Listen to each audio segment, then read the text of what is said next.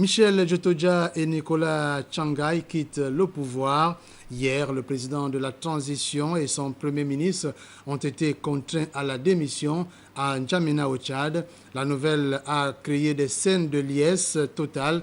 Des milliers de personnes restées terrées sont descendues dans les rues de Bangui, la capitale. La décision de la démission du pouvoir centrafricain a été prise à l'issue des travaux du 6e sommet de la CEAC auquel a pris part le chef de l'État gabonais Ali Bongo Ondimba. Bienvenue Miko. Ali Bongo Ondimba de retour en N'Djamena. Dans la capitale tchadienne où il s'était déjà rendu la veille, le chef de l'État a rendez-vous avec l'histoire de la République centrafricaine. La 6e session extraordinaire des chefs d'État et de gouvernement qui se tient ici est une étape décisive dans la quête de la paix et la sécurité en RCA. Ici, à la Cité des Hôtes, l'acte premier de cette nouvelle journée commence à huis clos. D'abord avec le président Denis Sassou Nguesso du Congo.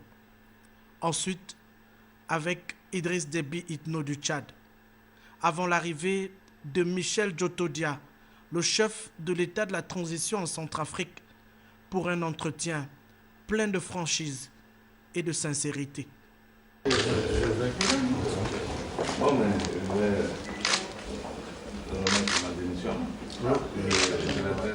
L'acte 2 de cette journée se tient au palais du 15 janvier. La clôture des travaux ici réunit les chefs d'État et de gouvernement de la CEAC, mais aussi la classe politique, la société civile et les représentants du Conseil national de transition en Centrafrique.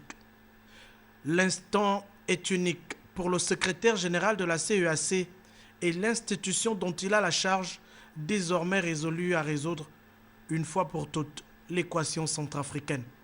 Cette décision hautement patriotique pour une sortie du pays de la paralysie ainsi que des contributions constructives enregistrées lors des consultations qu'elle a engagées avec les composantes de la société centrafricaine.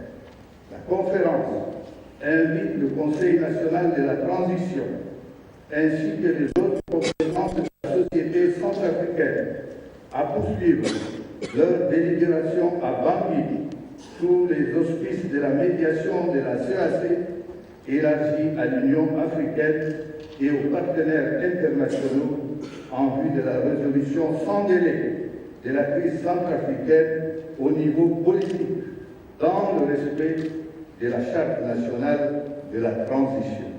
Et voici donc la nation centrafricaine entrée dans une nouvelle ère pour son avenir. Face à l'épreuve et au destin, les forces vives de la RCA aujourd'hui se tiennent tout devant de leurs responsabilités, dans l'intérêt supérieur de la nation.